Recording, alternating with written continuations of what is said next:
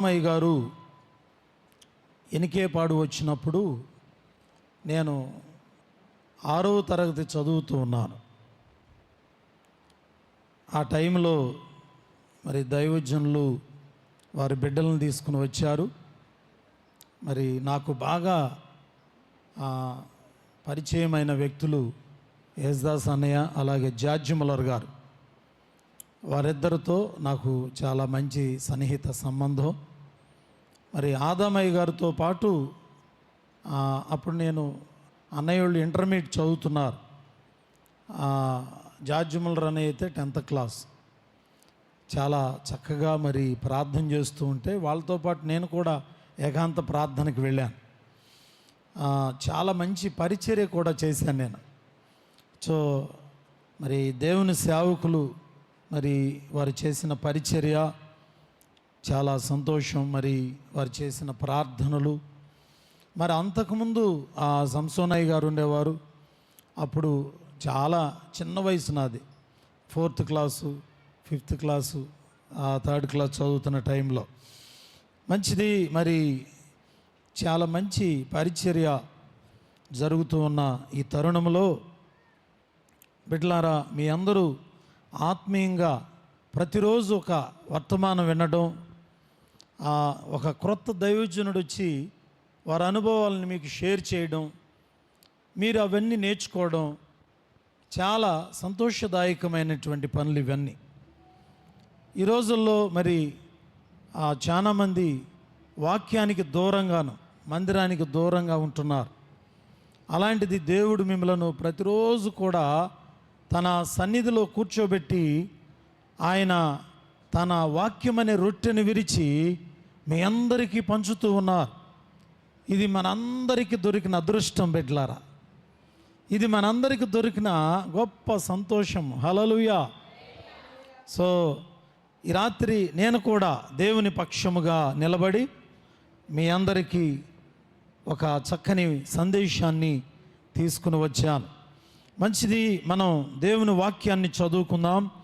పరిశుద్ధ బైబిల్ గ్రంథము నుంచి చూడండి, 84వ కీర్తన 3వ చరణాన్ని ఈ రాత్రి ధ్యానాంశముగా తీసుకుందాం. The book of Psalms chapter 84 and verse 3. 84వ కీర్తన 3వ చరణం. సైన్యములకు అధిపతియగు యెహోవా, నా రాజా, నా దేవా, నీ బలిపీఠమునొద్దనే పిచ్చుకలకు నివాసము దొరికెను. నాతో చెప్పండి, సైన్యములకు అధిపతియగు యెహోవా, నా రాజా, నా దేవా, పిచ్చుకలకు నీ బలిపీఠమునొద్ద నివాసము దొరికెను. మీరు ఈ మాట చాలాసార్లు చదువు ఉంటారు. 84వ కీర్తన అంటే మందిరాన్ని గురించి రాయబడినటువంటి కీర్తన.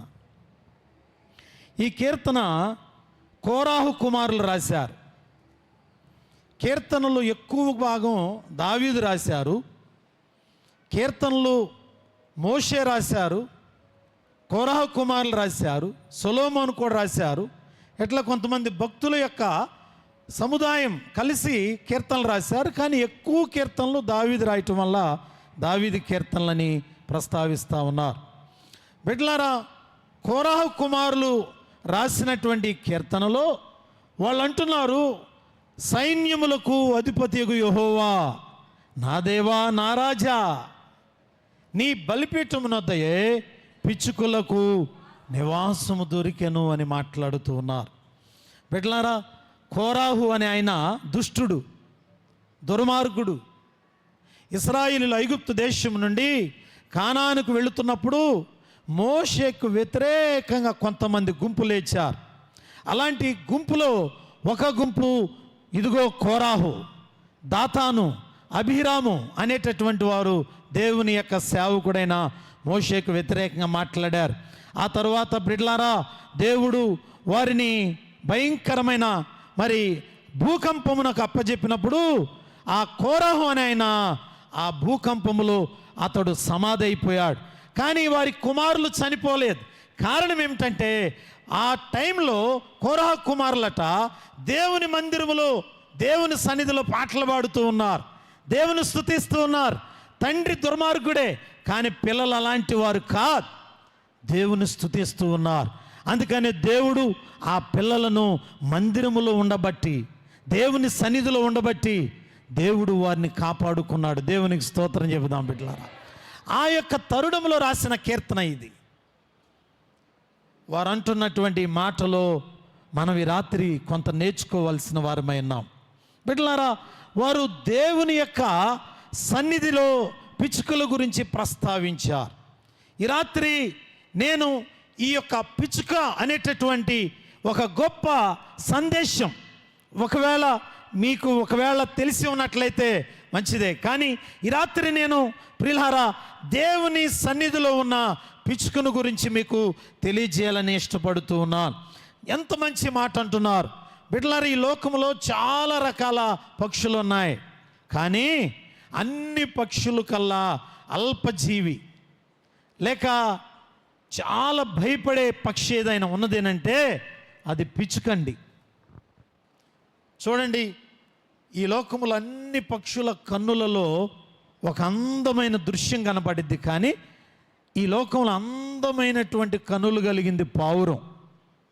దాని తరువాత పిచ్చుక కన్నులు చాలా దీనంగా కనపడతాయి అంటండి. దానికి ఉన్నంత దీనత్వపు చూపు మరి ఏ పక్షికి లేదు. మీరు ఎప్పుడైనా పిచ్చుకను పట్టుకుని కానీ దాని దగ్గరికి వెళ్ళి చూడండి, దాని కన్నులు జాలిగా చాలా మృదువుగా ఏదో తెలియని భయంతో ప్రియులారా ఈ లోకంలో జీవిస్తున్నట్లు కనబడతా ఉన్నాయి. అందుకనే మరి ఇక్కడ నా దేవా నా రాజా నీ బలిపీఠమునొద్దనే పిచ్చుకలకు నివాసము దొరికినని చెప్తా ఉన్నారు. ఎవరా పిచ్చుక? ఎవరో తెలుసా? మనమే. ఆ పిచ్చుక నీవు నేనే. దేవునికి స్తోత్రం. బిడ్డలారా, పిచ్చుకల గురించి బైబిలు కొన్ని విషయాలు చెప్పింది. ఆ విషయాలు నేను త్వరగా చెప్పి బలిపీఠం దగ్గర ఎందుకున్నారో అది కూడా చెప్తాను. చూడండి బిడ్డలారా, పిచ్చుకను గురించి బైబిల్ ఏం చెప్తుందనంటే మనకు కూడా దగ్గర సంబంధం ఉన్నది. మొట్టమొదటి మాట చూడండి, మత్తయి సువార్త 10వ అధ్యాయము 29వ వచనం చదువుకుందాం. 10వ అధ్యాయము 29వ వచనము. 2 పిచ్చుకలు ఒక కాసునకు అమ్మబడుతున్నాయి. చూడండి అమ్మా, నా వైపు చూడాలి. 2 పిచ్చుకలు ఖరీదంతా ఒక కాసుకి 2 పిచ్చుకలు వస్తాయి. లూకా సువార్త 12వ అధ్యాయం 6వ వచనాన్ని చదువుకుందాం. లూకా సువార్త 12వ అధ్యాయము 6వ వచనం. 5 పిచ్చుకలు 2 కాసులకు నా వైపు చూడాలి. ఇప్పుడు ఇందాక ఒక కాసుకి ఎన్ని పిచ్చుకలు వచ్చినాయి? 2 పిచ్చుకలు వచ్చాయి. ఇప్పుడు 2 కాసులకి ఎన్ని రావాలి? 4 రావాలి. కానీ ఎన్ని వచ్చాయి? 5 వచ్చాయి. అంటే ఒకటి కొసర వేశారు. దీని అర్థం ఏంటంటే విలువ లేనటువంటిది. మనం బంగారం కొనుక్కోవడానికి వెళ్తే సార్ ఒక 100 గ్రాములు కొంచెం కొసర ఏంటంటే వేస్తారమ్మా? ఎవరు వేయరు. అదే టమాటాలో దోస లేకపోతే వంకాయలో ఏవైనా కొనడానికి వెళ్ళామనుకోండి, 4 పచ్చిమిరకాయలు ఏంటంటే వేస్తారు. ఏంటంటే అవి తేలిగ్గా వచ్చేవి గనక. అట్లాగే పిచ్చుకను కూడా యాక్చువల్గా ఇది ఒక కాసుకి 2 పిచ్చుకలు, 2 కాసులకి 4 రావాలి. కానీ ఏం చేశారు? 5 ఇచ్చారు. నెంబర్ 1, పిచ్చుక విలువలేనటువంటిది. ఈ రోజుల్లో చాలామంది జీవితాలు, ఒకవేళ నిన్ను ప్రజలు విలువలేని వారుగా, సమాజంలో నీవు ఆస్తి లేని వాడుగా, చదువు లేని వాడుగా, ఒకవేళ నీ దగ్గర సరైనటువంటి విద్య లేని వాడిగా, ఒకవేళ సమాజంలో నిన్ను తక్కువ కులంగా, లేకపోతే సమాజంలో నీకు సరైన నివాస స్థలం లేదని ఎవరైనా తక్కువ చూపు చూస్తున్నారేమో. పిచ్చుకలకు కూడా విలువ లేదు. ప్రిలారా, విలువలేని పిచ్చుకను దేవుడు ఎక్కడుంచాడో తెలుసా? దేవుని బలిపీఠం దగ్గర. గట్టిగా స్తోత్రం చెబుతుంది. హల్లెలూయా. కనుక ఇక్కడున్న వారిలో నేను చెప్తున్నాను, మీకు సరైన గూడు లేదా, సరైన బట్ట లేదా, సరైన చదువు లేదా, ఉద్యోగం లేదా, కానీ చింతించవద్దు. నీవు దేవుడు నిన్ను ఎక్కడికి రమ్మంటున్నాడంటే మందిరానికి రా, బలిపీఠం దగ్గర నీకు స్థానం ఇస్తానంటున్నాడు. దేవుని బిడ్డలారా, విలువలేని ప్రతి వ్యక్తిని ప్రభు రమ్మని పిలుస్తూ ఉన్నాడు. కనుక పిచ్చుక ఒకటి విలువలేనటువంటిది బిడ్డలారా, విలువలేనటువంటిది. అండ్ రెండోది మనం చూస్తే 102వ కీర్తనలో 7వ చరణం మనం చూద్దాం. 102వ కీర్తన 7వ చరణాన్ని మనం చూద్దాం. అందరూ చదవాలి, అందరూ చూడాలి బిడ్డలారా. 102వ కీర్తన 7వ చరణంలో చాలా చక్కని విషయాలు అక్కడ ఉన్నాయి. రాత్రి మెలకుగా ఉండి ఇంటి మీద ఒంటిగానున్న పిచ్చుకోవలే ఉన్నాను. చాలు, నా వైపు చూడండి. ఇక్కడ దాదాపు ప్రియులారా 3 మాటలు వచ్చాయి. పిచ్చుక ఒకటి ఇంటి మీద ఉన్నది, ఇంటి మీద ఉన్నది, ఇందాక విలువలేంది అని చెప్పుకున్నాం. రెండోది ఇంటి మీద ఉన్నది అనగా భద్రత లేనటువంటిది.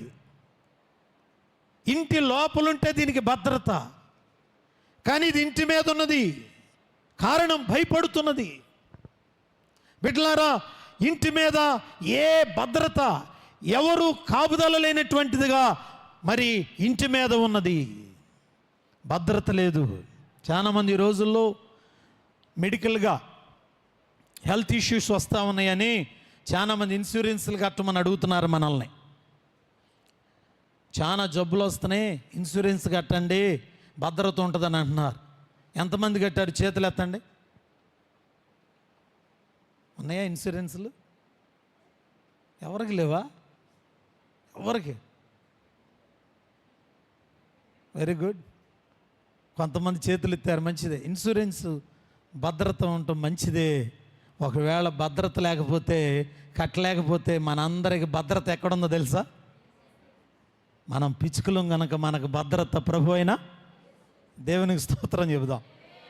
బిడ్డలారా, చాలామంది పేదవారిగా ఒకవేళ సమస్యలతో మరి ఇంటి మీద ఉన్న పిచ్చుకలాగా భద్రత లేక, అయ్యో నాకు మా అబ్బాయి తోడులేడు, మా అమ్మాయి తోడు లేదు, లేకపోతే నా కడుపును పుట్టిన నా పిల్లలే నన్ను వదిలేశారు, లేకపోతే ఒకవేళ ఒంటరిగా బతుకుతున్న భార్య భర్త తోడు లేరని, లేకపోతే ఎవరైనా బంధువులు నీకు తోడు లేరని బాధపడుతున్నావా? బిడ్డలారా, పిచ్చుకు కూడా భద్రత లేనిదిగా ఇంటి మీద ఉన్నది. కానీ దేవుడు దాన్ని ఎక్కడికి తీసుకొచ్చాడంటే దేవుని మందిరములో ఉన్న బలిపీఠం యొక్క సందులోకి తెచ్చాడు. దేవునికి స్తోత్రం చెబుదాం. భద్రత మనకి ఎక్కడుందంటే మన ప్రభు అయిన యేసుక్రీస్తులోనే ఉన్నది. మనకు కావలసిన ప్రతి భద్రత, మనకు కావలసిన ప్రతి అవసరత యేసులో ఉన్నది. బిడ్డలారా, చింతించవద్దు, బాధపడవద్దు. దేవుడు నీ గురించి చింతిస్తూ ఉన్నాడు. ఆయన భద్రత ఉన్నది. తర్వాత మూడో మాట, అది ఒంటిగా ఉన్నది, ఒంటరిగా ఉన్నది. అంటే ఏ తోడు లేదంటండి, ఏ తోడు లేదు. ఈ లోకంలో చాలామంది వాళ్ళు తోడు వీళ్ళు తోడని మనం ప్రమాణాలు చేసుకుంటూ ఉన్నాం. కానీ చివరిదాకా ఎవరు తోడు ఉంటారు? ఎవరు తోడు లేరు. బిడ్డలారా, ఈ లోకంలో ఎక్కడ చూసినా ఒకరికి మధ్య ఒకరికి ప్రేమలు లేవు. ఈ రోజుల్లో ప్రేమలు చల్లారిపోవటం వల్లే ఒకరి మీద ఒకరు చంపుకుంటూ ఉన్నారు. చూడండి, భార్యాభర్తలకు ఉన్నంత ప్రేమ ఈ ప్రపంచంలో అసలు ఎక్కడ ఉండదు. అలాంటిది ఎక్కువగా వార్తలు ఎక్కడ వినబడుతున్నాయంటే పేపర్ల నిండా, టీవీల నిండా వార్తలు ఈ రోజున భార్య భర్తలను చంపుతున్న వార్తలే వినబడుతున్నాయి. జాగ్రత్తగా చూసుకోవాల్సిన, తోడుగా ఉండాల్సిన భార్య భర్తను చంపుతూ ఉంది. తోడుగా ఉండాల్సిన భర్త భార్యను చంపుతున్నాడు. కనుక ఎవరు తోడు లేరు. పిచ్చుకంటుంది, ప్రియులారా, ఇంటి మీద, ఇంటి పైన భద్రత లేకుండా ఉన్నది. అంత మాత్రమే కాదు, ఎవరు తోడు లేకుండా ఒంటరిగా ఉన్నది. ఎవరు కలవనివ్వట్లేదు, ఎవరు తోడుగా ఉండట్లేదు. ఎవరు దాని గురించి ప్రిలారా ఇదిగో ఈ పక్షి మనదే, ఈ మనిషి మనదే, ఈ కుటుంబం మనవాడే, ఇతను కూడా మనం చేర్చుకుందాం అనే లక్షణాలు లేవు ఎవరి దగ్గర. ఎవరు చూసినా ఎవరు ఇష్టం వచ్చినట్లు వాళ్ళుగా మేం బాగుండాలి, మా ఫ్యామిలీ బాగుండాలి, మేం చక్కగా ఉండాలి అనుకుంటున్నారు. ఇక్కడ ప్రపంచమంతా ఈరోజు అలాగే ఉన్నది బిడ్డలారా.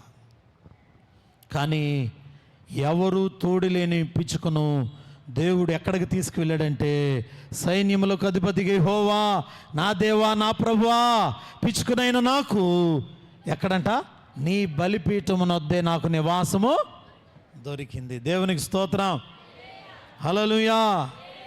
దేవుని బిడ్డలారా, కనుక ఒకటి విలువలేనటువంటిది, రెండు ఇంటి మీద భద్రత లేనిది, మూడోది ఒంటిగా ఉన్నది, ఏ తోడు లేనటువంటిది. ఏ తోడు లేదు బిడ్డలారా, ఏ తోడు లేదు.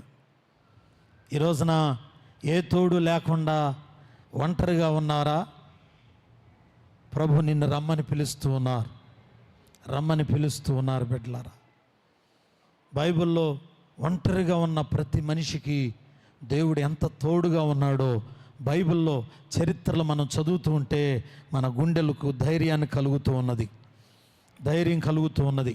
అంత మాత్రమే కాదు, ఇది పాపం నిద్ర పట్టట్లేదు, దీనికి నిద్ర లేదు. దినమెల్ల శత్రువుల వలన నిద్ర పట్టట్లేదు. ఇది రాత్రి మెలకువగా ఉన్నదని రాశారు. రాత్రి మెలకువగా అంటే రాత్రిపూట దీనికి నిద్ర పట్టట్లేదు. ఈ రోజులో ఎక్కడ చూసినా ఏ జబ్బు లేదయ్యా, నిద్ర పట్టట్లేదు అని అంటున్నారు. నిద్ర పట్టట్లేదు. ఈ మధ్య పాస్టర్ గారు ఒక ఆయన ఫోన్ చేశారు, అన్నా నిద్ర పట్టట్లేదు కదా, ప్రార్థన చేయని అంటున్నారు. డాక్టర్ గారి దగ్గరికి వెళితే నీ దగ్గర ఏ జబ్బు లేదయ్యా, మరేంటి? తెలియనటువంటి కలవరం. నిద్రపోయేటప్పుడు ఏదో ఒక అపవిత్రమైనదో లేక భయంకరమైనదో జీవితాన్ని గురించినటువంటి ఒక కలవరమో ఏదో కలుగుతూ ఉంది, నిద్ర లేదు. అలా నిద్ర లేని రాత్రులు గడుపుతున్నారా? నిద్ర లేనటువంటి పరిస్థితుల్లో ఉన్నారా? ఈ రాత్రి పిచ్చుకను గురించి ప్రభు అంటున్నాడు, పిచ్చుకలకు కూడా నిద్ర పట్టట్లేదంటండి. పాపం నిద్ర పట్టట్లేదు. గమనించండి. కనుక మనందరికీ నిద్ర పట్టాలి. నిద్రపోతేనే మంచి ఆరోగ్యం కలిగిద్ది. ప్రియులారా, ప్రతి గుండెలో ఏదో ఒక భయంకరమైనటువంటి చేదు జ్ఞాపకాలుండి మనుషులు చాలామంది జీవితాల్లో మంచం మీద ఖరీదైనటువంటి పరుపుల మీద పండుకోవడానికి ప్రయత్నం చేస్తున్నారు. ఏసీ రూములు ఉన్నాయి బిడ్డలారా, ఖరీదైనటువంటి భవంతులు, ఖరీదైన మంచాలు, ఖరీదైనటువంటి దుప్పట్లు, ఖరీదైనటువంటి బెడ్షీట్స్ ఉన్నాయి. కానీ నిద్ర పట్టట్లేదు. పిచ్చుకలు కూడా, ఇక్కడ పిచ్చుకు కూడా నిద్ర పడతలా, ఏదో తెలియని కలవరం, కలిబిలి కలుగుతూ ఉంది బిడ్డలారా. కనుక మెలకువగా ఉంటా ఉంది. మరొక అనుభవాన్ని చూద్దాం. సామెతల గ్రంథం 26వ అధ్యాయం. పిచ్చుకకున్న ఇంకొక భయంకరమైన పరిస్థితి, 2వ వచనం. సామెతల గ్రంథం 26వ అధ్యాయము, వాయిస్ పెంచను, 26వ అధ్యాయము 2వ వచనాన్ని చదువుతున్నాం. రెక్కలు కొట్టుకొనుచు తారాడుచున్న పిచ్చుక. చాలు బిడ్డలారా, ఇది చూడండి, ఇది 5వ అనుభవం. పిచ్చుకకు ఇంకొక మనస్తత్వం ఉంది. రెక్కలు కొట్టుకుంటూ తారాడుచున్నది అనగా గుండెలు బాదుకుంటుంది. చాలామంది ప్రార్థనలు చేస్తున్నప్పుడు ఒకవేళ ఏదైనా తీరని దుఃఖం, వేదన కలిగినప్పుడు గుండెలు బాదుకుని ప్రార్థన చేస్తూ ఉంటారు. కొంతమందికి నిద్ర పట్టకపోతే తల మీద కొట్టుకుంటున్నారు, గుండెల మీద కొట్టుకుంటున్నారు, భయంతో ఆందోళన చెందుతూ ఉన్నారు బిడ్డలారా. ఈ రోజుల్లో ఎన్నో టెన్షన్స్. ఈ పిచ్చుకకి రెక్కలు కొట్టుకుని గుండెలు బాదుకుంటుంది. నెమ్మది లేదు, ఆరోగ్యం లేదు, సంతోషం లేదు, తోడు లేదు, విలువ లేదు, ఒంటరిగా ఉన్నది. భయంకరమైన పరిస్థితి. బిడ్డలారా, పిచ్చుక దుఃఖపడుతున్న పిచ్చుక, వేదన పడుతున్న పిచ్చుక, ఒంటరిగా ఉన్న పిచ్చుక, ఎన్నో సమస్యలతో కుమిలిపోతున్న పిచ్చుక, అలాంటి వారుగా ఇక్కడ ఎవరైనా ఉన్నారేమో. ఈ రాత్రి దేవుని పక్షాన మీకు ఒక శుభవార్త చెప్పడానికి వచ్చాను. అలాంటి మన హృదయాలను, అలాంటి ప్రతి మనిషిని ప్రభు అంటున్నాడు, రండి, కమ్ ఆన్ టు మీ. ఆయన అంటున్నాడు, రండి, నా బలిపీఠమున యొద్ద మీకు నివాస స్థలము దొరకపోతుందన్నాడు. దేవుని బిడ్డలారా, గట్టిగా స్తోత్రం చెబుదాం. హల్లెలూయా. మందిరములోనికి రండి, వందనీయుడేసుని చేరండి. మందిరములోనికి రండి, వందనీయుడేసుని చేరండి. కలవరమైన కలతలునా, కలవరమైన కలతలునా తొలగిపోవును, ఆలయాన చేరను. కలుగు సుఖములు ఆ ప్రభుని వేడను. మందిరములోనికి ఆడదాం. దేవుని తేజస్సు నిలిచే స్థలమిది, క్షేమము కలిగించు ఆశ్రయపురమిది. దేవుని తేజస్సు నిలిచే స్థలమిది, క్షేమము కలిగించు ఆశ్రయం. శ్రమల వలన చింతలైనా, శత్రువుతో చిక్కులైనా, శ్రమల వలన పాడదాం. శత్రువుతో కులైనా తొలగిపోను, ఆలయాన చేరను. కలుగు సుఖములు ఆ ప్రభుని వేడను. మందిరములోనికి రండి, వందనీయుడేసుని. మందిరములోనికి రండి, వందనీయుడేసుని. దేవునికి స్తోత్రం. కనుక బిడ్డలారా, పిచ్చుకను గురించి మనం 5 విషయాలు విన్నాం. ఈ పిచ్చుక, ఒకటి విలువలేనిది, రెండోది భద్రత లేనిది, మూడోది ఒంటరిగా ఉన్నది, నాలుగోది నిద్ర పట్టట్లేదు, మెలకువగా ఉన్నది, ఐదోది తారాడుచున్నది, గుండెలు బాదుకుంటా ఉన్నది. అలాంటి పిచ్చుకను ప్రియులారా 84వ కీర్తనలో ప్రస్తావించి ఆ కోరహు కుమారులు అంటున్నారు, సైన్యములకు అధిపతియగు నా దేవా, నా రాజా, నీ బలిపీఠమున వద్దయే నీ పిచ్చుకలకు నివాస స్థలము. దేవునికి స్తోత్రాలు. హల్లెలూయా. బిడ్డలారా, బైబిల్లో ఇలా బలిపీఠం దగ్గర నివాసం చేసిన మనుషులు, పిచ్చుకల లాంటి మనుషులు ఎవరున్నారో కొన్ని విషయాలు ఈరోజున ఒక 4 విషయాలు చెప్పి నేను ముగింపులోకి వెళ్తాను. బిడ్డలారా, మొట్టమొదటిగా మనం చూసినట్లయితే, దేవుడి ప్రపంచాన్ని సృష్టించి మానవులందరూ బాగుండాలి, వారి వారి ధర్మాలు జరిగిస్తూ చక్కగా ఆరోగ్యంగా సంతోషంగా దేవుని సన్నిధిలో పరవశించాలని దేవుడు ప్రతి మానవుడికి కావలసిన ప్రతి ఈవిని అనుగ్రహించాడు. ఆ ఆది కాలములో దేవుడు మనుషులను చాలా చక్కగా ప్రేమించాడు ఆయన. కానీ మనుషులు ప్రియులారా, నోవాహు దినాలకు వచ్చేటప్పటికి విపరీతంగా పాడైపోయారు, చెడిపోయారు. ఎవరికి ఇష్టం వచ్చినట్లు వాళ్ళు పెళ్ళిళ్ళు చేసుకుంటున్నారు. హృదయాలు చెడిపోయాయి, ప్రవర్తన చెడిపోయింది, జనాభా విస్తరిస్తూ ఉన్నారు. ఎవరికి వచ్చిన వాళ్ళు పెళ్ళిళ్ళు చేసుకుంటున్నారు. ప్రియులారా, అక్రమం విస్తరించింది. దేవుడంట ఈ భూమిని జలప్రళయముతో కడగాలనుకున్నాడు. మనందరికి తెలుసు, నోవాహు దినాల్లో భయంకరమైన జలప్రళయం వచ్చింది. మొత్తం ప్రపంచం అంతా తుడుచుకట్టుకుపోయింది బిడ్డలారా. కానీ 8 మంది మాత్రమే మిగిలారు. ఆ 8 మంది ఎవరనంటే నోవాహు యొక్క కుటుంబం. నోవాహు, ఆయన భార్య, ఆయనకి 3 కుమారులు, షేము, హాము, యాపేతు. వాళ్ళు 3కి పెళ్ళిళ్ళు చేశాడు. 3 కోడళ్ళు, 8 మంది మాత్రమే మిగిలారు.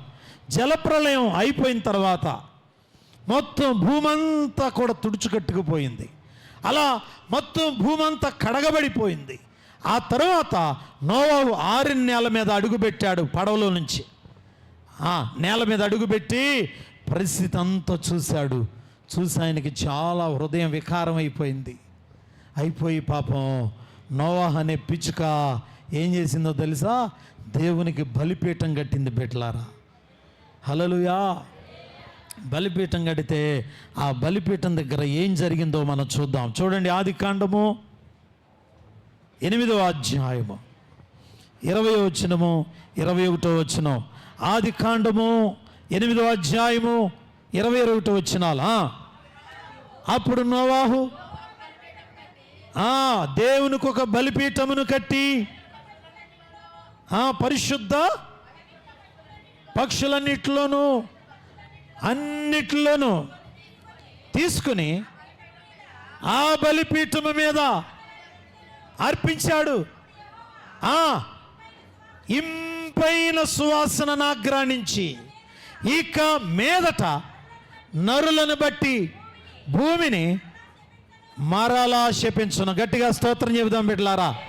హల్లెలూయా. దేవునికి స్తోత్రం చెబుదాం బిడ్డలారా. మొట్టమొదటి పిచ్చుక నోవాహు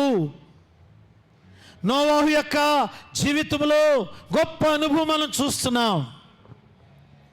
నోవాహు టర్కీ దేశంలో జీవించాడు. ఇప్పటికీ నోవాహు సిటీ అని ఉన్నది. నోవాహు ప్రయాణం చేసిన పడవ అరారత్తు పర్వతాల మీద ఉన్నది ఇప్పుడు కూడా. బిడ్డలారా, నోవాహు పడవల నుంచి వచ్చి మొట్టమొదటిగా బలిపీఠాన్ని కట్టి దేవునికంట బలి అర్పించి ఆ బలిపీఠం దగ్గర ఒక పిచ్చుకలాగా ఉంటే దేవుడు ఆ బలిపీఠం మీద నుంచి వచ్చిన సువాసన నాగ్రాణించాడు. ఆ బలిపీఠం మీద నుంచి దేవునికి సువాసన వచ్చింది బిడ్డలారా.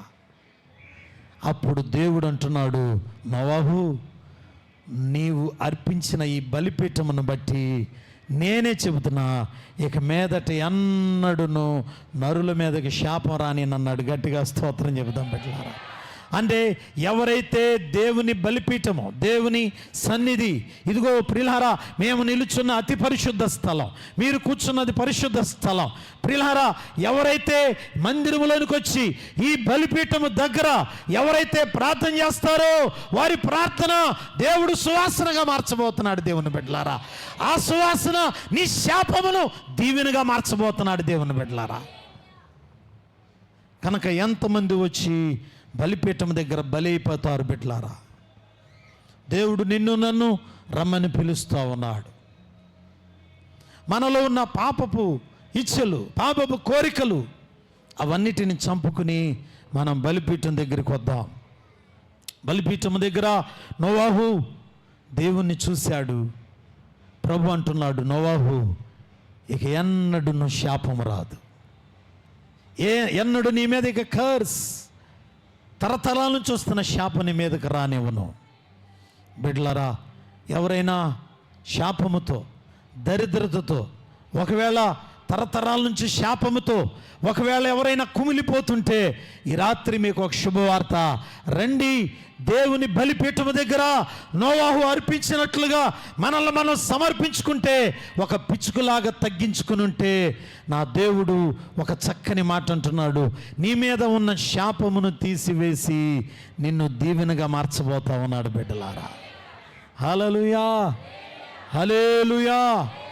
కనుక దేవుని బిడ్డలారా, దేవుని బలిపీఠము దగ్గర శాపమునకు విమోచన ఉన్నది, శాపమునకు విమోచన ఉన్నది. బిడ్డలారా, అగస్టిన్ అనే ఒక దైవజనుడు, అగస్టిన్ మంచి భక్తిపరుడు, మిషనరీ.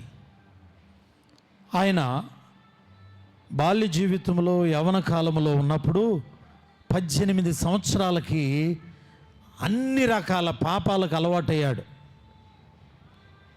18 సంవత్సరాలకే 60-70 సంవత్సరాల పాపం చేశాడు. చెడిపోయాడు. బిడ్డలారా, వాళ్ళ అమ్మగారు అయితే ఆయన కోసం సంవత్సరాల తరబడి కన్నీరు గార్చి ప్రార్థన చేస్తూ ఉంది. ఆమె ఎంత ప్రార్థన చేస్తే ఈయనంత వేర తాగుబోతు అయిపోయాడు. ఆమె ఎంత ప్రార్థన చేస్తుందో ఇతను అంత తిరుగుబోతుగా అయిపోయాడు.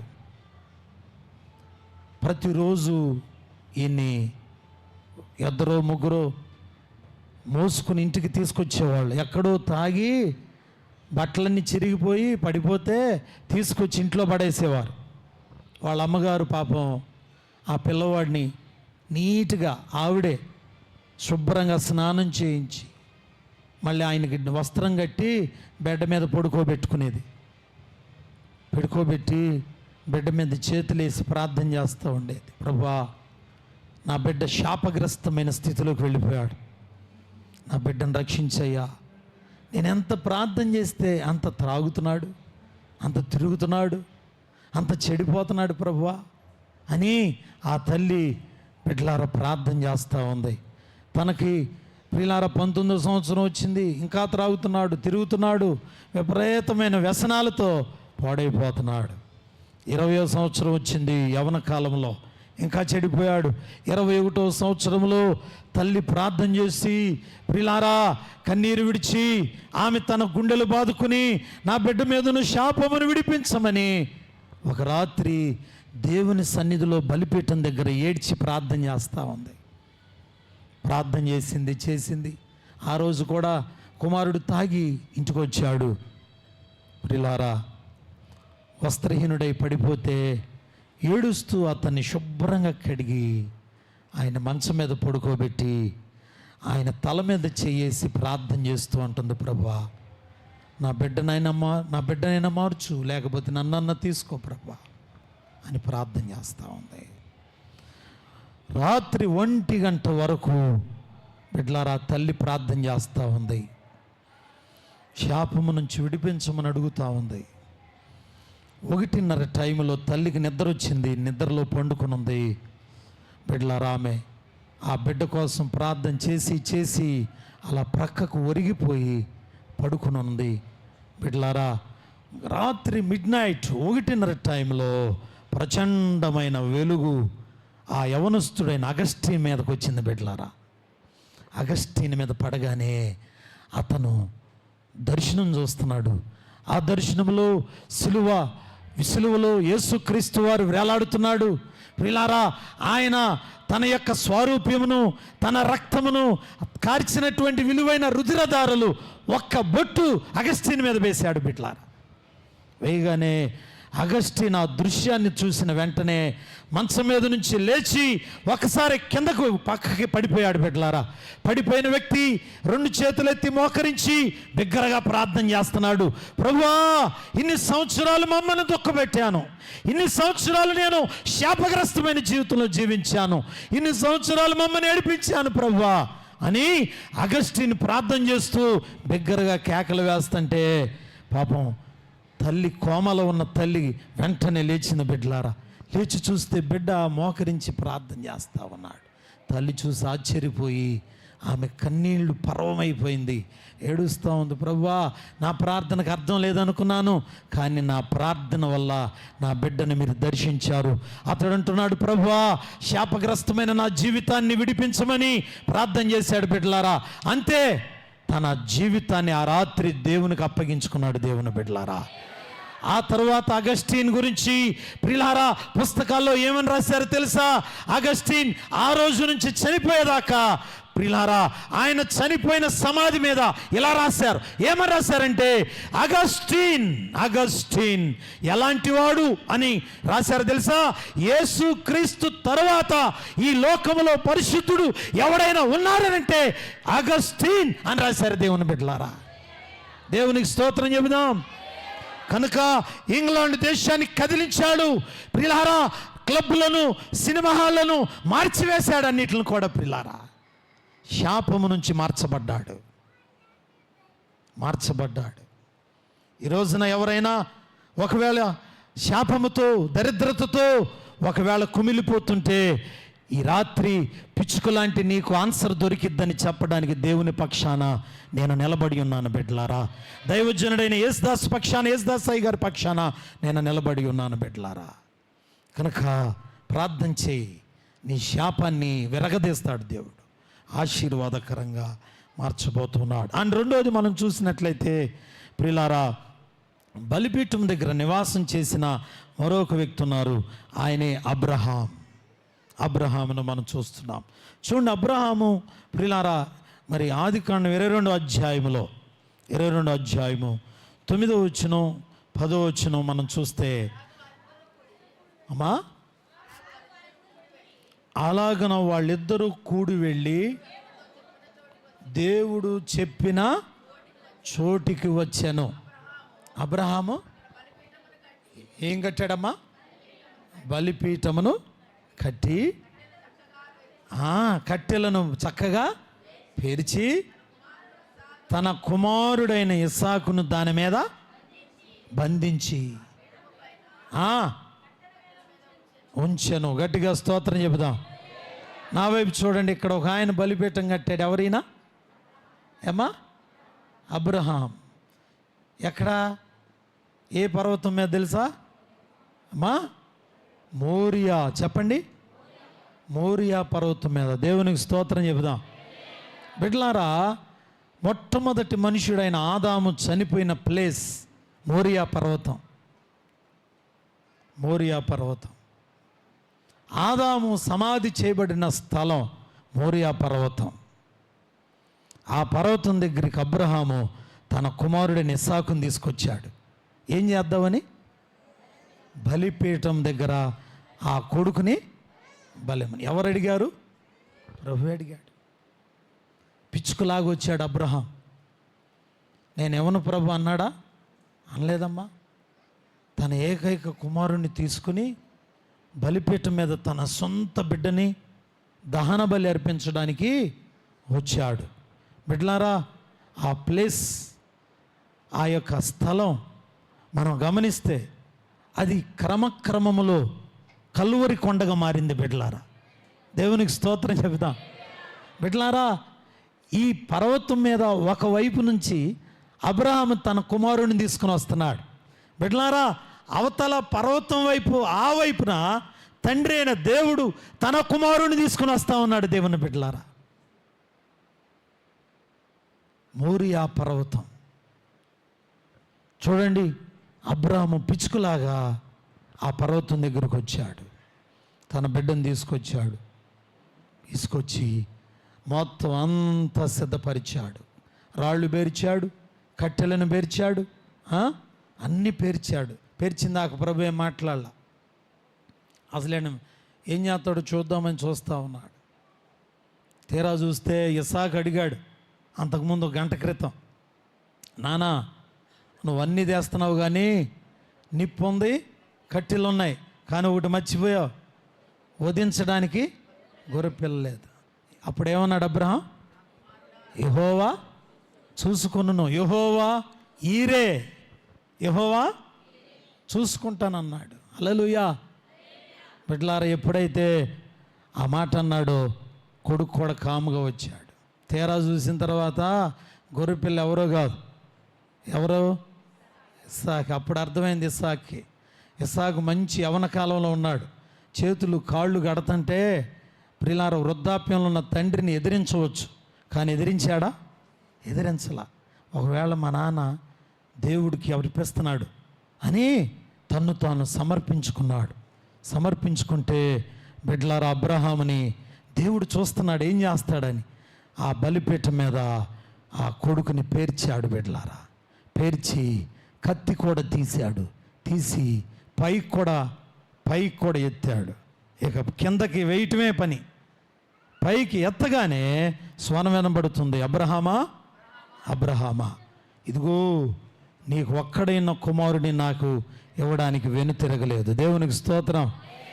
ఆ బలిపీఠం దగ్గర అబ్రహాం పిచ్చుకులాగా దేవునికి నమ్మకమైన అర్పణ అర్పిస్తూ ఉన్నాడు. బిడ్డలారా, అర్పిస్తూ ఉంటే అబ్రహామును అక్కడ దేవుడు ఏమన్నాడు తెలుసా? ఓ అబ్రహామా, నీ కుమారుడు వద్దు, నీ కుమారుడు అవసరం లేదు. ఓ వద్దు అని ఆ కుమారుని దించి, ప్రియులారా, తన కుమారుడు, పరలోకమందున్న కుమారుడు, పొట్టేలు రూపంలో ఉన్న కుమారుడు, ప్రియులారా, గొర్రె పిల్లైన కుమారుణ్ణి తండ్రి అంటున్నాడు, అబ్రహామా, నీ కుమారుడు కాదు, నా కుమారుడిని బలిగా అర్పించమని దేవుడు ఒక పొట్టేలును చూపించాడు. బిడ్డలారా, ఆ పొట్టేలుని తీసుకొచ్చి బలి అర్పించి ప్రభు అబ్రహాముతో అంటున్నాడు, ఇక నుంచి నీవు జనములకు తండ్రి కాబోతున్నావు అన్నాడు. గట్టిగా స్తోత్రం చెబుతాం బిడ్డలారా. Here after you will be the father of the nation. ఇక నుంచి నీవు జనములకు తండ్రి కాబోతున్నావు. ఏ పిచ్చుకైతే బలిపీఠం దగ్గర నివాసం చేస్తుందో, ఏ పిచ్చుకలాగా తగ్గించుకుని దేవుని మందిరంలో నువ్వు ఒదిగి ఉంటావో, you will be the blessed, you will be the generation of the generation. తరతరాలకు దీవెనగా చేయబోతున్నాడు దేవుని బిడ్డలారా. దేవుడు నిన్ను తరతరాలకు ఆశీర్వాదంగా ఉంచబోతున్నాడు. కనుక ఇస్సాకులాగా, అబ్రహాంలాగా దేవుని బలిపీఠం దగ్గర మనం ఒదిగి ఉండవలసిన వారమైనా బిడ్డలారా. కనుక అబ్రహాములాగా మనకున్నది దేవునికి సమర్పించుకుందాం. ఏదైతే నువ్వు దేవునికి సమర్పించుకుంటావో దానినే దేవుడు నూరంతలుగా దీవించబోతున్నాడు. బిడ్డలారా, నూరంతలుగా దీవించబోతున్నాడు. కాలక్రమంలో ఆ స్థలము గొల్గొతగా మారింది, కలువరి కొండగా మారింది. ఆ కొండ మీద ఒక ఆయన గొర్రె పిల్లగా వచ్చాడు. ఆయనే మన ప్రభు అయిన యేసుక్రీస్తు వారు.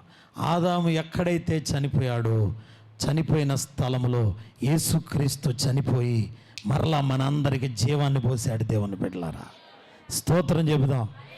హల్లెలూయా, హల్లెలూయా. కనుక రెండవది అబ్రహాం. మూడవది మనం చూస్తే ఇస్సాకు కనబడుతున్నాడు. చూద్దాం త్వరగా. నేను కూడా ముగింపులోకి వెళుతున్నాను. మరొక మాట చెప్పి నేను ముగింపులోకి వెళ్తాను.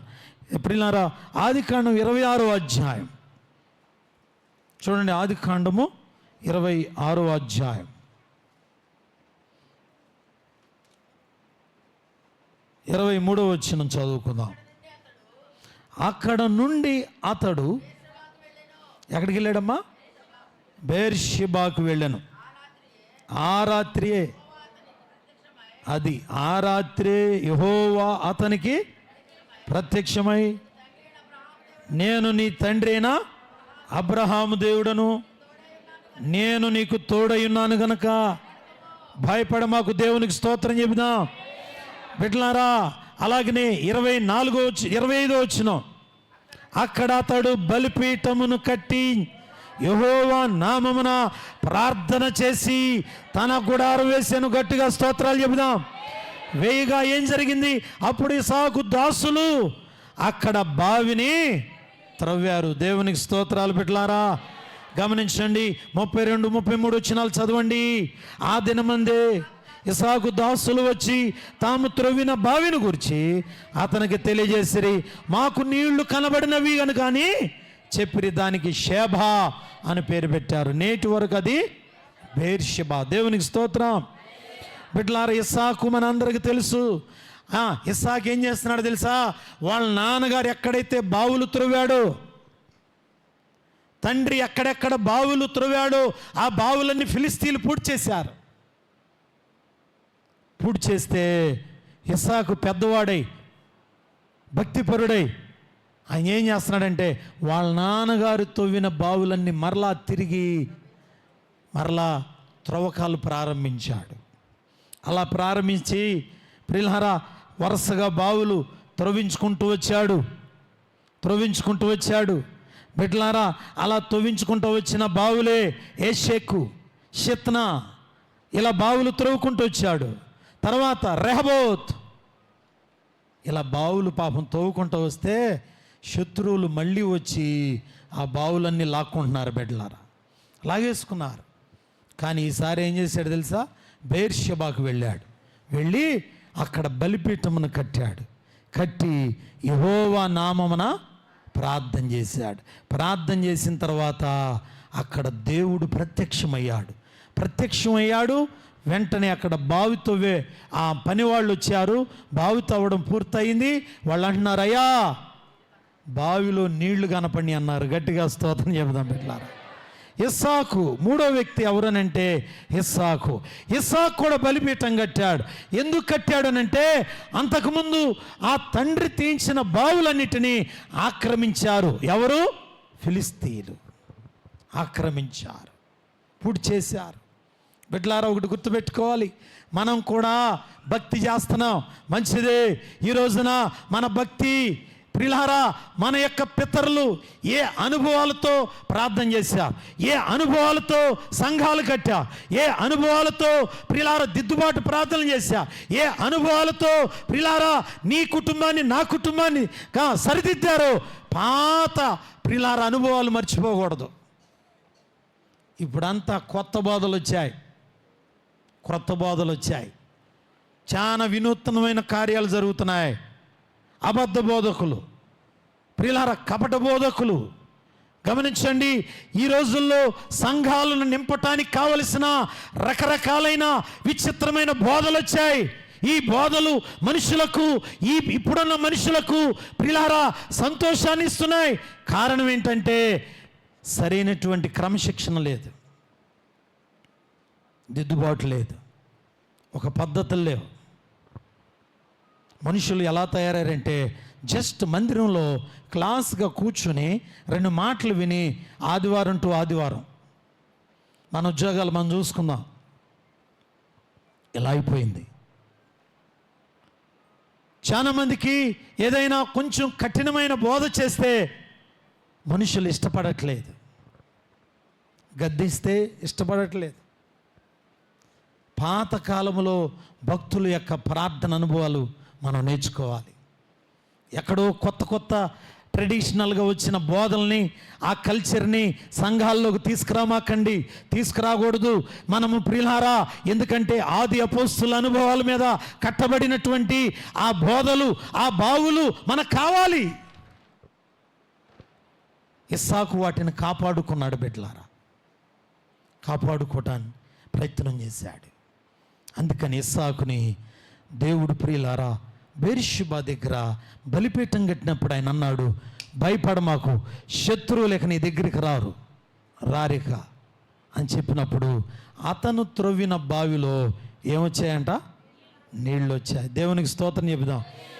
బిడ్డలారా, ఇక్కడున్న ప్రతి వ్యక్తికి చెబుతున్నాను, ప్రతి వ్యక్తి గుర్తుపెట్టుకోండి, నీవు నేను బలిపీఠం దగ్గర పిచ్చుకులాగా నివాసం చేస్తే నీ బావిలో కొత్త నీళ్లు, నీకు దేవుడు ఆశీర్వాదకరమైన ఓట నీ ఇంట్లో పుట్టించబోతున్నాడు. దేవుని బిడ్డలారా, నిన్ను దేవుడు అనేకులకు ఆశీర్వాదకరమైన జలగా, నీ దగ్గరికి అనేక మంది వచ్చి అప్పు తీసుకునేవారుగా, అనేక మంది నీ దగ్గరకు వచ్చి ప్రార్థన రిక్వెస్ట్ చేసేవారుగా, నీ దగ్గర అనేక మంది వచ్చి అయ్యా నీ అనుభవాలు నాకు చెప్పండి, మా కుటుంబం ఎట్లా ఉండాలో మీ కుటుంబం ద్వారా నేర్చుకోవాలనుకుంటున్నా.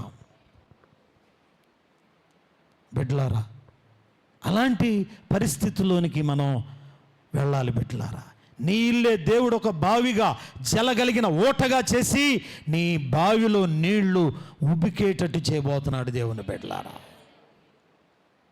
మన సంసారాలు, మన పిల్లల చదువులు ఉబికేటట్టు చేయబోతున్నాడు. మన యొక్క వ్యక్తిగతంగా మన పిల్లల యొక్క సంసార జీవితాల్లో, పెళ్ళిళ్ళ విషయంలో, లేక నీ యొక్క వ్యాపార విషయంలో, లేక నువ్వు చేస్తున్నటువంటి ఉద్యోగ విషయంలో, నువ్వు చేస్తున్న ప్రయాణ విషయంలో దేవుడు ఒక కొత్త జలను పుట్టించబోతున్నాడు. బిడ్డలారా, ఎక్కడైతే పిచ్చుకుల్లాగా గుడారములో నివాసం చేస్తారో వాళ్ళకి కార్యం చేయబోతున్నాడు. అండ్ చివరిగా ఒక మాట చెప్పి నేను ముగింపులోకి వెళ్తున్నాను. దైవజనుడు ఒక ఆయన పేరు యెషయి ప్రియులారా ప్రార్థన చేస్తున్నాడు. ప్రభువా, అయ్యో నేను అపవిత్రుడను, అపవిత్రమైన మనుషుల మధ్య నివసించువాడను, అపవిత్రమైన పెదవులు గలవాడను అని యెషయా ప్రవక్త కన్నీరు విడిచి ప్రార్థన చేస్తున్నాడు. ఆ ప్రార్థన పరలోకానికి అంటింది. దైవ దర్శనం చూస్తున్నాడు. దేవుని యొక్క విశ్వరూపాన్ని చూశాడు యెషయి. ప్రియులారా, ఆయన తన దర్శనములో ఒక అనుభవాన్ని చూశాడు. అదేమిటో తెలుసా? చూడండి, యెషయా గ్రంథము 6వ అధ్యాయం 5, 6 వచనాలు మనం చదువుకుందాం. యెషయా అంటున్నాడు, 6వ అధ్యాయము 5, 6 వచనాలు, అయ్యో ఏంటంట? అపవిత్రమైన పెదవులు గలవాడను, అపవిత్రమైన జనుల మధ్య నివసించువాడను. నివసించితిని, అయ్యో నేను నశించితిని,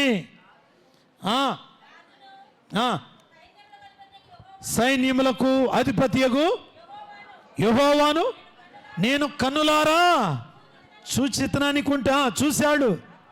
అప్పుడు ఆ శరాపులలో ఒకడు తాను బలిపీఠం మీద కారును తీసి నిప్పును చేతబట్టుకుని ఎగిరి వచ్చి నా నోటికి తగిలించగా, ఇది నీ పెదవులకు తగిలిన గనుక నీ పాపమునకు, గట్టిగా స్తోత్రం చెబుదాం బిడ్డలారా. హల్లెలూయా. 2 చేతుల తెలుగులు చెబుదాం ఒకసారి. హల్లెలూయా. యెషయా ప్రవక్త పిచ్చుకులాగా ఒక బలిపీఠ దగ్గర ప్రార్థన చేస్తున్నాడు బిడ్డలారా. ప్రార్థన చేస్తున్న ప్రార్థన దేవుడు విన్నాడు. ఆయన సైన్యములకు అధిపతియగు యెహోవాను కన్నులారా చూశాడు. కానీ ఒక సంఘటన జరిగింది. పరలోకంలో బలిపీఠం ఉందట.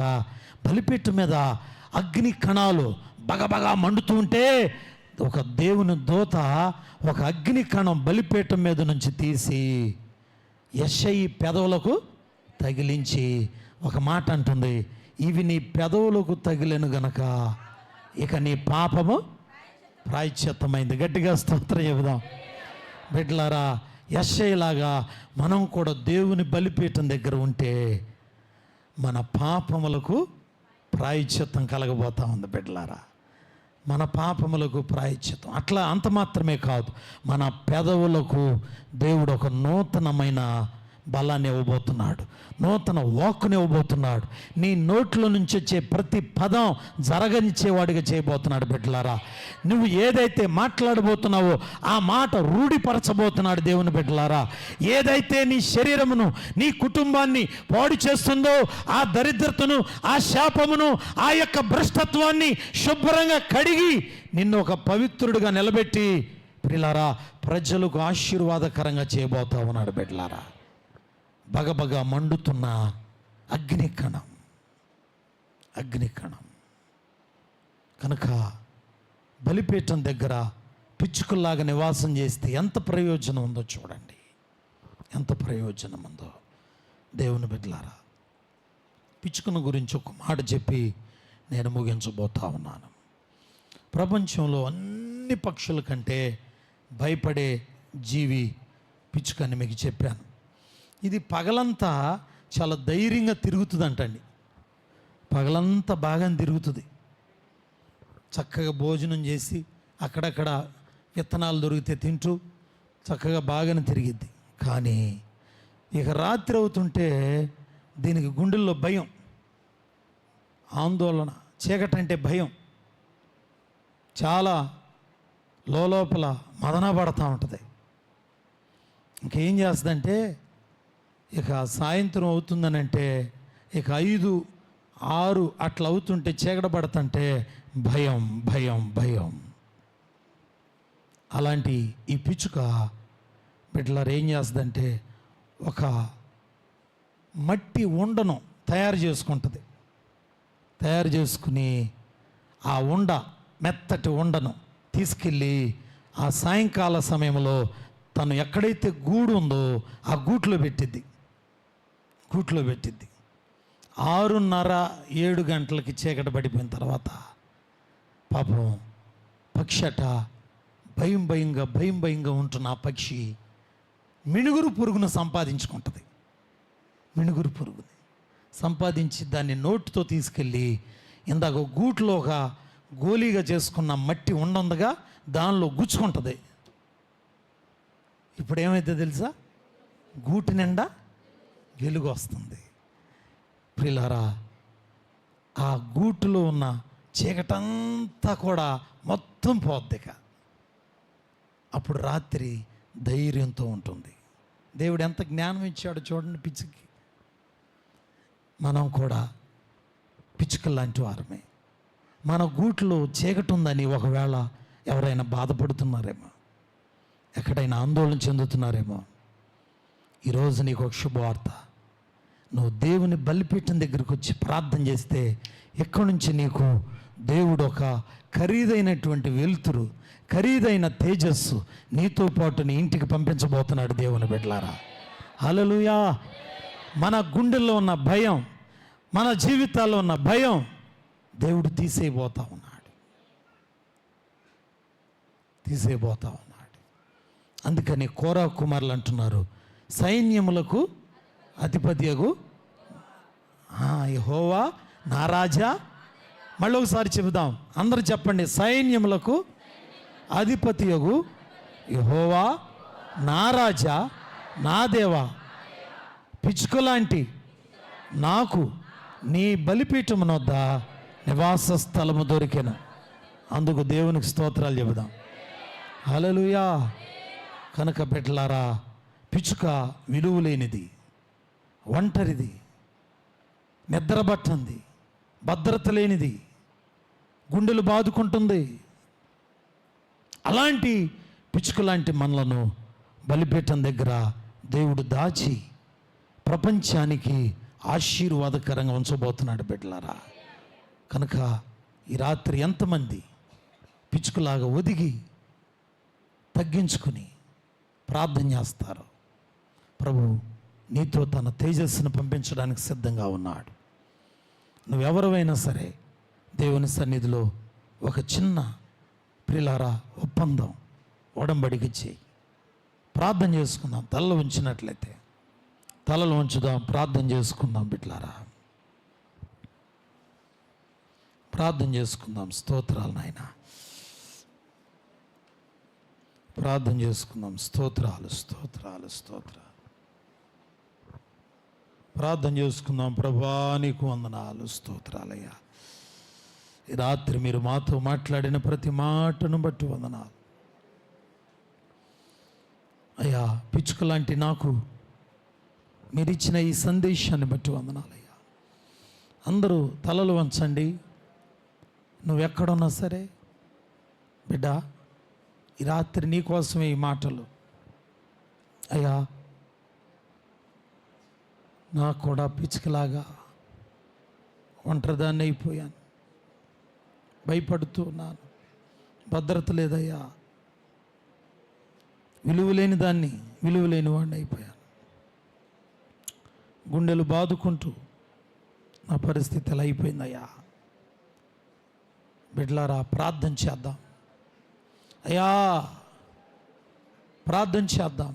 అవును, గుండెలు బాదుకుంటూ నిద్రబట్టక గలిబిలవుతున్న ప్రజలారా, రాత్రి దేవుడు నిన్ను తన బలిపీఠం దగ్గరికి తీసుకొచ్చారు. గొప్ప కార్యం చేయాలనుకుంటున్నాడు. స్తోత్రాలు నాయన. ఓ ప్రభువా, నోవాహు బలిపీఠమునొద్ద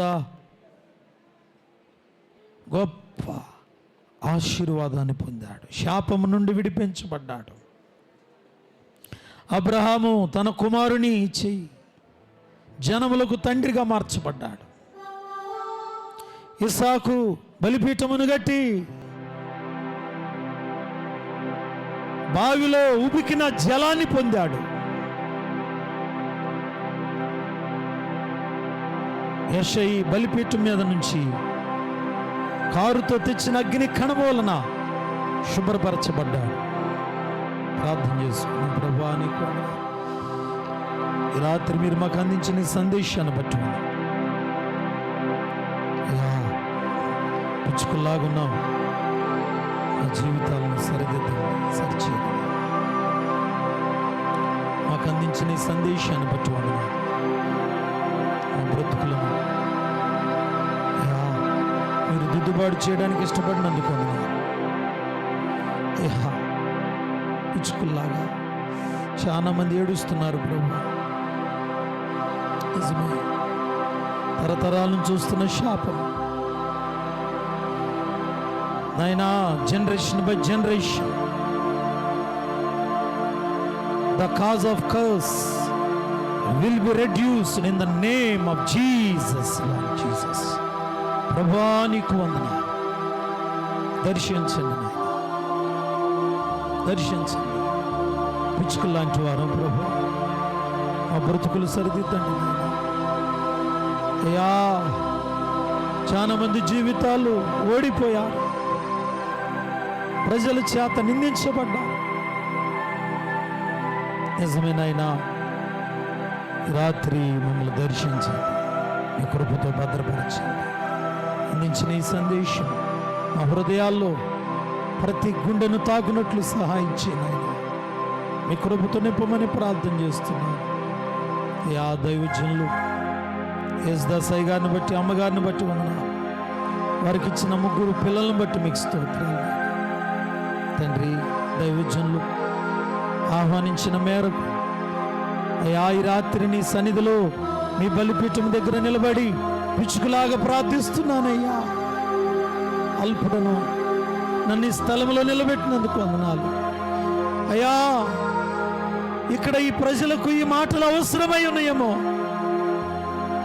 ఈ పిచ్చుకను మీరు వాడుకున్నందుకు వందనాలు. నా దేవా, నా ప్రభువా, నీ బలిపీఠం వద్దనే మాకు నివాసస్థలం. మీరు అందించిన సందేశము ప్రతి హృదయము స్పందించుటకు సహాయం చేయండి.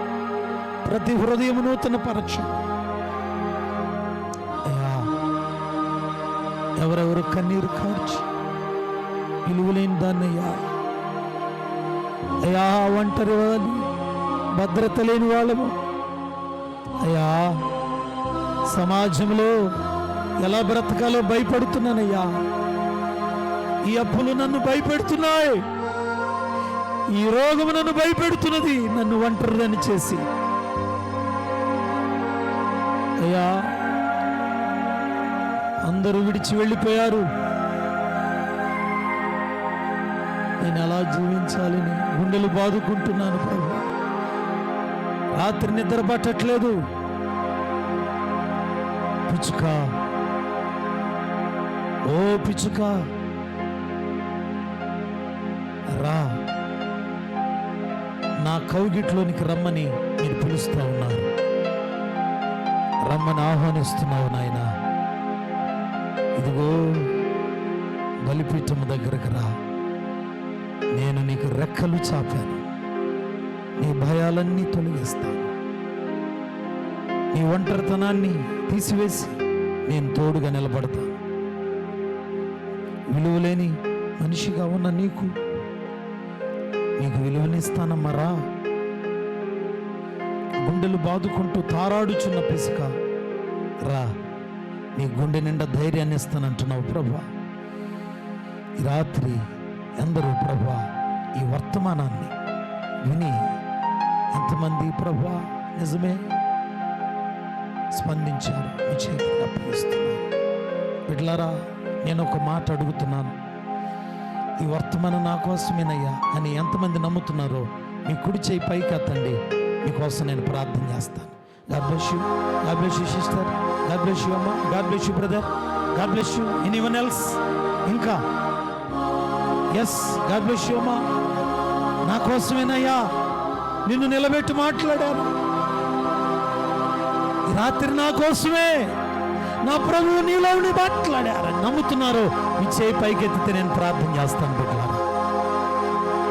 Yes, God bless you brother, God bless you sister.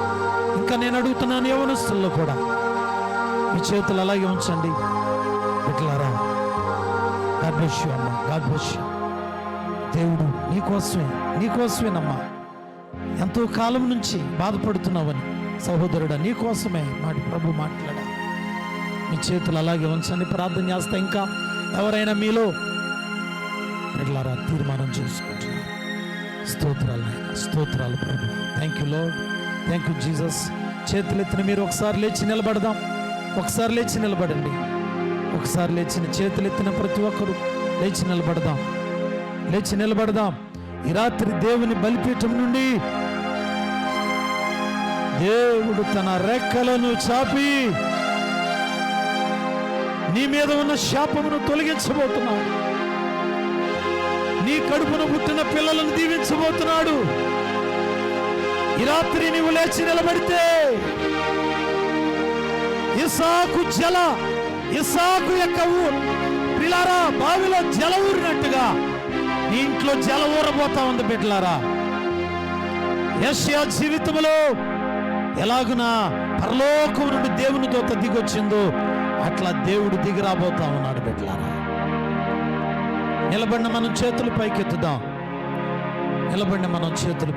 అయ్యా నేను నమ్ముతున్నానయ్యా, ఈ రాత్రి నేను నమ్ముతున్నాను. ఇది నా కొరకే, ఈ సందేశం నా కొరకే నేను నమ్ముతున్నానయ్యా. స్తోత్రాలు ప్రభువా.